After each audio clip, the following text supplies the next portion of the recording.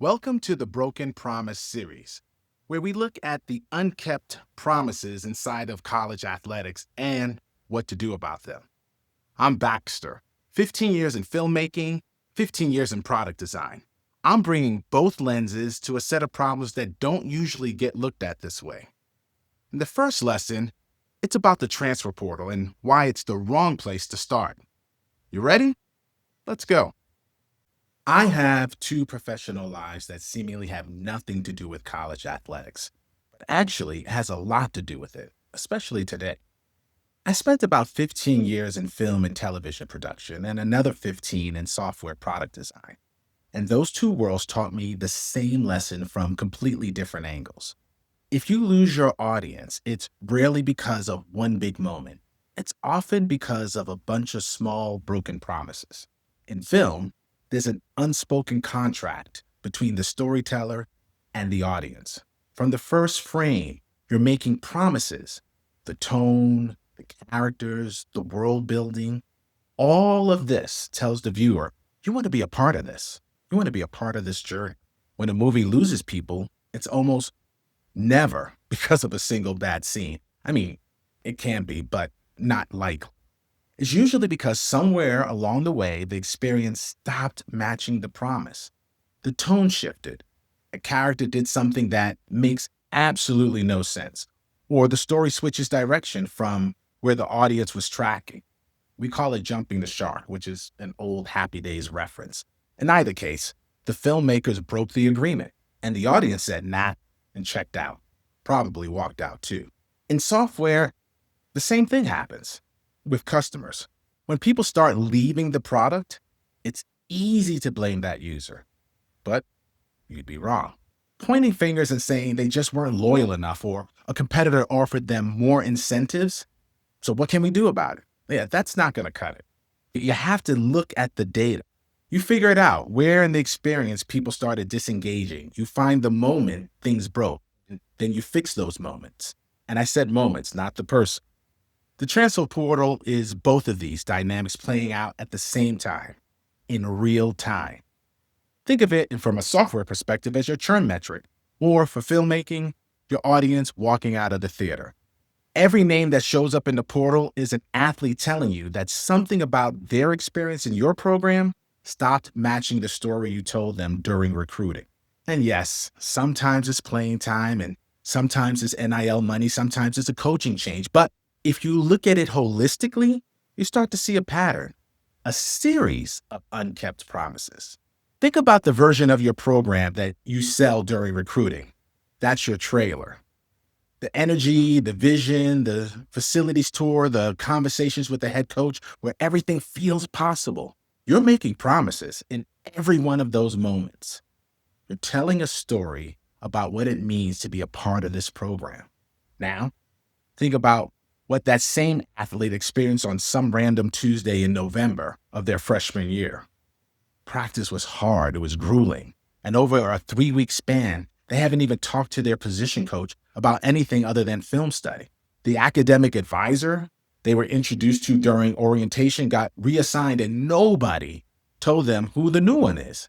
The NIL conversation that felt exciting during recruiting has gone completely silent. It's a whole show me the money situation, and you're still saying, help me help you. And no, you don't complete them.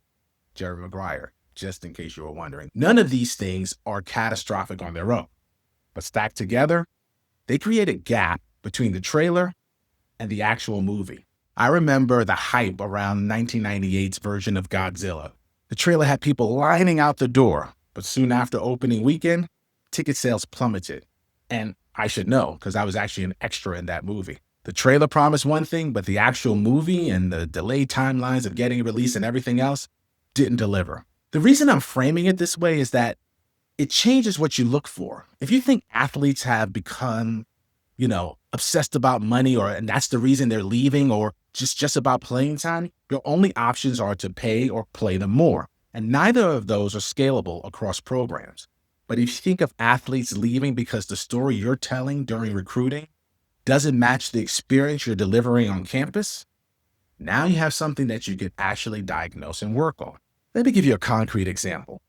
As of this recording, I've been coaching high school basketball in Colorado for over 10 years.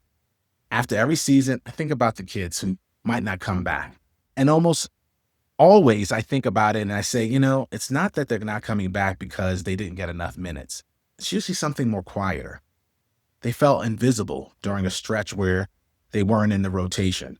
Nobody checked in with them during a tough week, especially when they've been having a tough week academically. Culture in the locker room shifted and nobody addressed it. Small things that add up to a kid feeling like this isn't the program they signed up for. And they leave. The story changed and nobody told them. And sometimes with tunnel vision, you don't actively reach out or provide easy pathways for them to come talk to you or any of the other coaches. Man, when I hear that story, it's usually too late and it's heartbreaking. College is the same dynamic at a bigger scale with higher stakes. The difference is that in college, the athlete has an exit option that didn't even exist a decade ago. The portal made the cost of leaving almost zero, which means the cost of a broken story went way up for you. Now, at some point, the NCAA or any other governing body of a particular conference may self-correct or balance itself and magically fix everything. There's always going to be a path for a great athlete to leave your program because of a broken promise. So what do you do with this? The first step is just accepting the reframe. The portal isn't something happening to your program. It's feedback from your audience. Every departure is data, and right now, most athletic departments aren't collecting it in a useful way.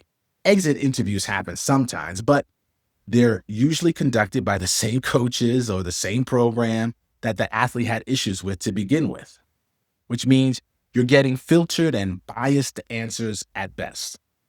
The second step, which is mapping the actual journey your athletes go through from first contact to the end of their second year. Not the story you think you're telling, but the one they're actually experiencing.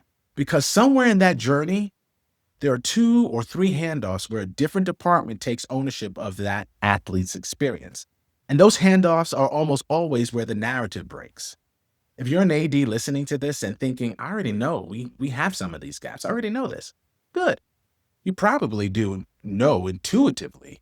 What we're going to do in this playbook is make that intuition visible, clear, graphic, and specific so that you can act on it with your staff rather than just carrying it around as a vague concern that you're thinking about.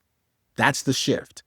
Stop treating the portal as a problem to complain about and start treating it as a review from an audience that's telling you exactly where your story fell apart. This series is about finding a clearer path forward for athletic departments. If it's resonating, drop a comment. I read all of them and I'd love to respond and get a good, healthy dialogue going. Hitting the like button helps get this conversation out to other ADs dealing with the same challenges. More lessons coming, so stay tuned. Thanks for watching.